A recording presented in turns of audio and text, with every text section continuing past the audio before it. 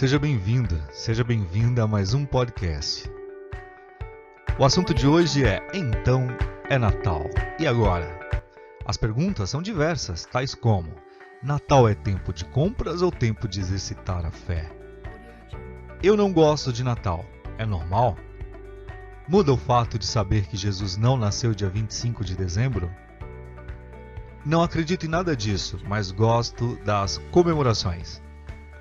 E antes de prosseguir nesse assunto, eu peço para que você curta, compartilhe, comente, entre em contato enviando suas perguntas, suas sugestões para o e-mail que está na descrição.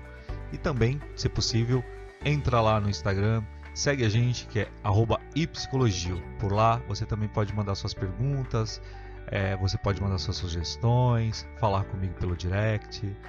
E olha, se você puder, seja um apoiador deste canal também. As informações estão todas na descrição. Bom, prosseguindo, então falando sobre Natal, vamos fazer uma reflexão sobre tudo isso. Eu tenho certeza que você vai sair dessa reflexão muito pensativo, muito pensativa. Existem pessoas que não ficam confortáveis durante essa festividade, ou mesmo por causa dela, e as razões, elas podem ser inúmeras. Sabia que existe uma síndrome que foi classificada como síndrome de Grinch? Aquele filme que Jim Carrey fez, que odiava o Natal e tudo mais. E tem um motivo, inclusive, por causa dessa síndrome, mas remete exatamente a isso. Às pessoas que não suportam o Natal. Para muitos, o Natal deixou de ser uma data feliz porque é carregado de recordações indigestas, tristes. Ou porque algumas pessoas queridas não estão mais presentes. Para outras, só representa realmente o consumo, o trânsito intenso, a cidade caótica. Para outros ainda, reflete a hipocrisia, a falsidade, aqueles sorrisos forçados e aquela comilança sem fim. Bom, tanto faz o motivo para não apreciar essa data. O fato é que muita gente não gosta mesmo do Natal e acaba se forçando a comemorar como se não tivesse permissão para deixar passar batido.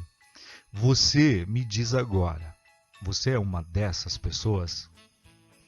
Bom, para nos aprofundarmos no assunto, nós precisamos fazer uma rápida passagem na história. E aí você vai entender o porquê muita gente não acaba assimilando muito bem o Natal, gostando muito bem do Natal. Isso porque bilhões de pessoas em todo o mundo celebram dia 25, o aniversário de Jesus Cristo. A verdade, entretanto, é que de cara eu posso dizer, ele não nasceu no dia 25 de dezembro.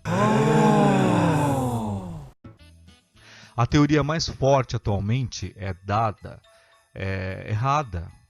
como errada, porque essa data ela foi escolhida para se contrapor à principal festa religiosa na época dos romanos, que era do Sol Invencível, do Invencível Sol, que se dava na noite do dia 24, data de adoração inclusive do deus Mitra, ou deus Sol. Isso é uma afirmação do Valeriano Santos Costa. Eu li na íntegra todo o trabalho dele, ele é diretor da Faculdade de Teologia da PUC, e foi uma declaração dele e que me levou logo depois de alguns anos a pesquisar e estudar um pouco mais a história e me abriu bastante os olhos, e eu me interessei muito por estudar a religião de uma forma estudada, não clamada ou recitada por todo o resto.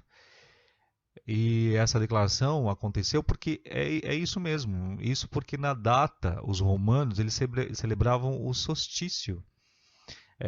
Isso era quando acontecia a noite mais longa, né?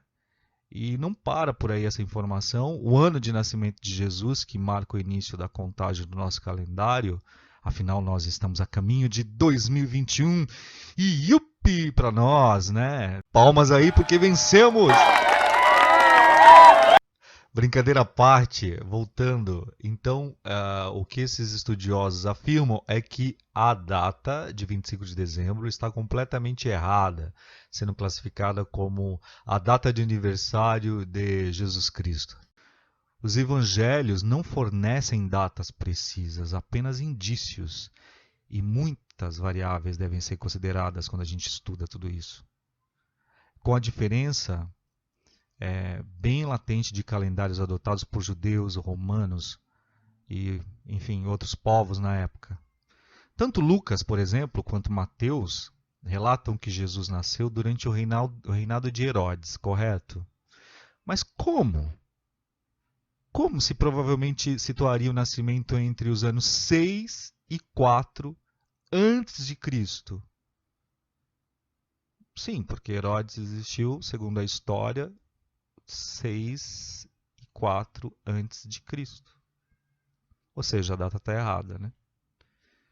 Segundo a tradição cristã também, Maria teria dado à luz em Belém, mas o local também é contestado por alguns estudiosos ao longo dos séculos. Por uma coisa bem óbvia, já que Belém, que fica na Judéia, é citada nos evangelhos de Lucas e Mateus, mas esses especialistas dizem haver indicações de que Jesus teria nascido na Galiléia, onde começou a pregar. O fato de ambos os evangelhos situarem o nascimento em Belém é visto como uma tentativa de associar Jesus à profecia de Miqueias, segundo quem o Messias esperado pelos judeus nasceria naquela cidade. Então, você vai entender por que foi mudado. Agora, toda essa mudança, segundo estes principais historiadores do mundo, foi feita por um sabidinho imperador, pelo imperador Constantino. Por quê? Até o século III, os cristãos eram livres para seguir o evangelho que quisesse. Mas essa liberdade ela gerava uma confusão muito grande, porque uns acreditavam que havia apenas um Deus, outros que era 2 deuses, outros acreditavam que eram 30, e havia até cristãos que reverenciavam 365 deuses, um por dia. Era um Deus por dia. Você acordava hoje, era um Deus, amanhã outro Deus. Cada dia você reverenciava um Deus. Então, convenhamos que era impossível controlar um rebanho de pensamentos tão dispersos, e foi aí que o imperador romano Constantino, que não era religioso nem cristão, mas era político, nós sabemos, né, muito sobre isso e como acontece essas coisas, teve a grande ideia de reunir todos. Então, reuniu todos esses deuses em um só Deus, em um só Salvador. No ano 325, o imperador romano, 325 depois de Cristo, o imperador romano convocou uma reunião em Niceia, na atual Turquia, e com a autoridade de imperador, não era um presidente, tá? Era um imperador. Determinou que a partir daquela data somente seriam aceitos os evangelhos de Lucas, Marcos, Mateus e João. Somente estes. Os demais evangelhos, o imperador Constantino determinou que fossem queimados e os seus seguidores foram presos como hereges.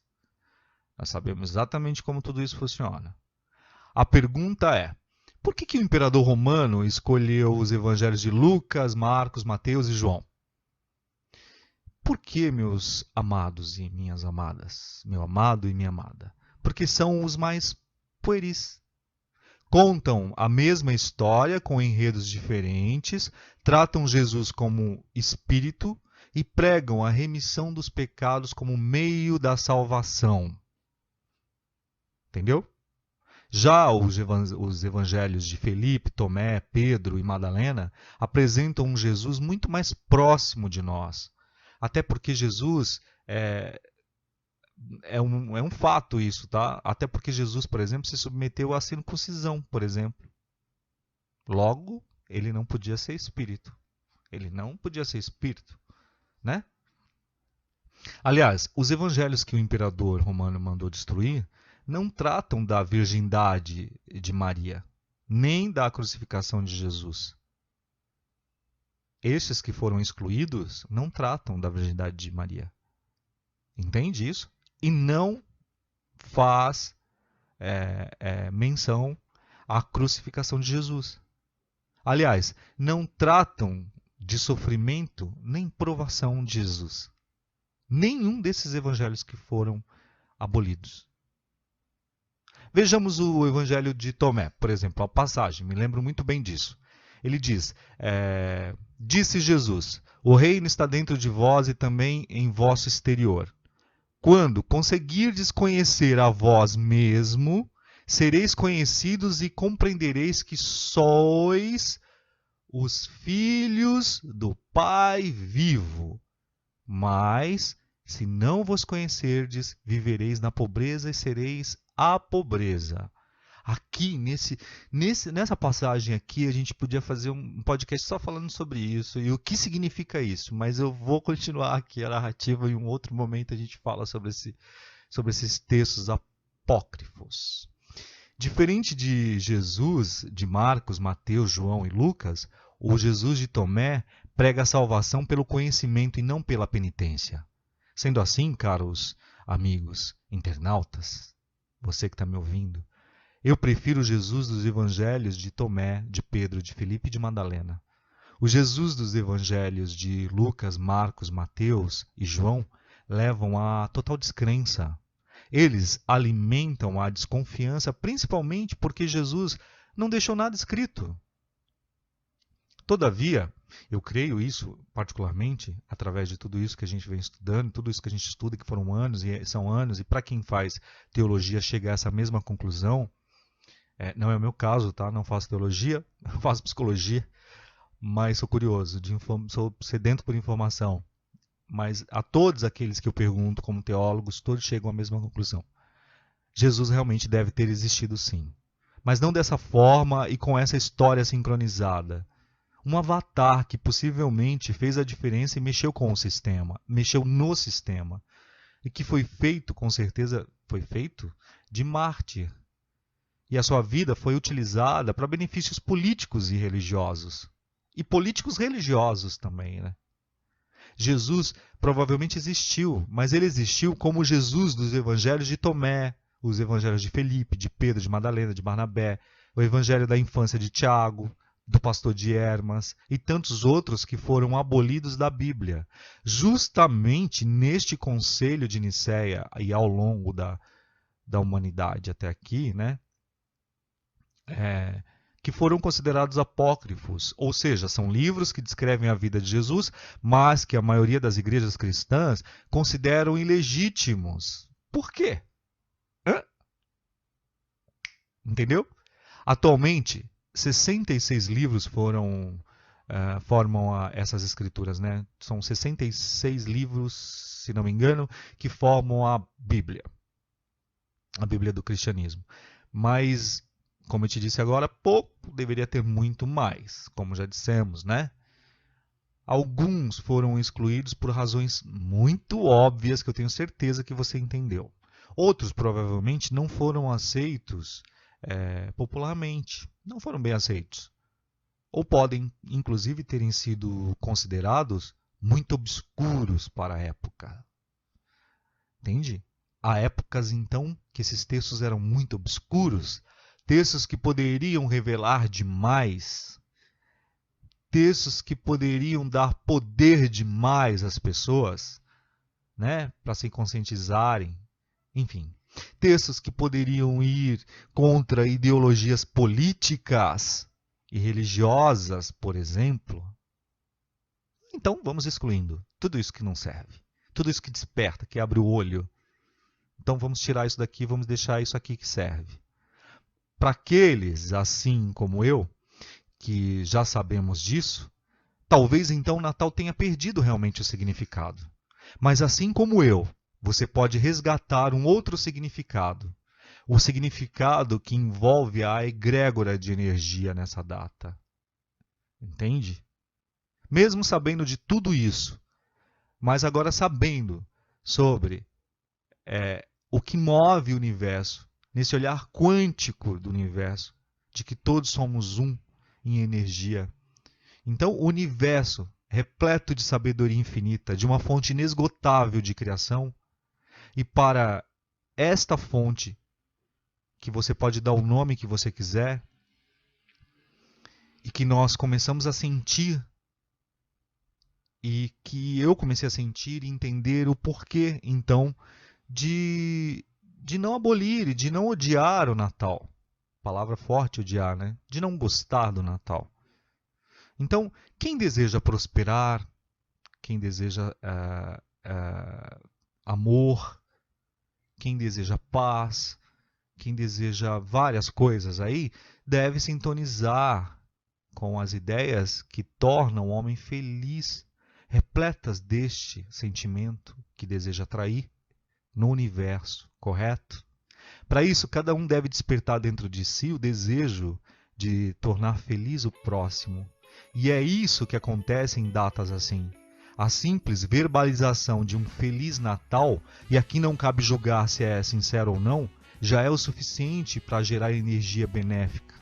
Imagine o mundo todo pronunciando essas mesmas palavras. Egrégora, que significa sentindo, mas não vendo ou não visto, é exatamente o que acontece, né, nessas datas comemorativas. Para compreender melhor, é importante saber que os nossos pensamentos e sentimentos, quando são associados aos nossos desejos, criam a forma pensamento ou a ideia força. Somos envolvidos então por um padrão vibratório que é inerente às qualidades desses nossos pensamentos e sentimentos, caracterizando então o que eu chamaria de nossa egrégora pessoal, que vai sintonizando e unindo-se a outras egrégoras similares.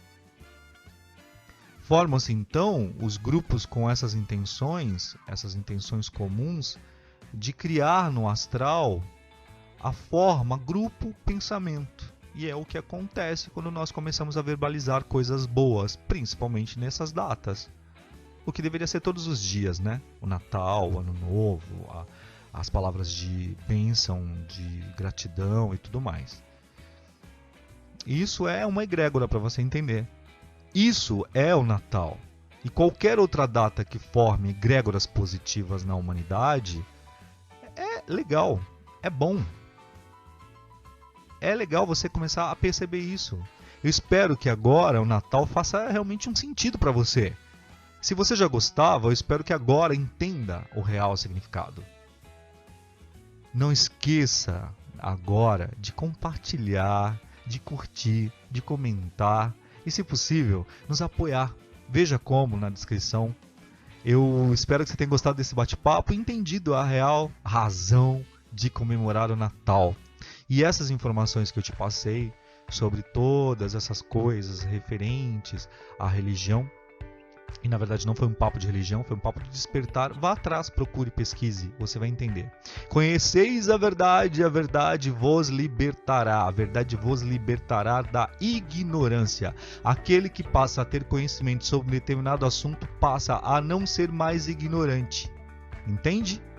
Assim, eu te desejo um lindo e maravilhoso Natal, da maneira que você desejar que seja. Não importa se você quer que seja sozinho, quer estar sozinha, não importa. Eu só quero que você sinta isso, que você sinta realmente toda essa boa energia, essa vibração que o mundo todo está criando nesse período.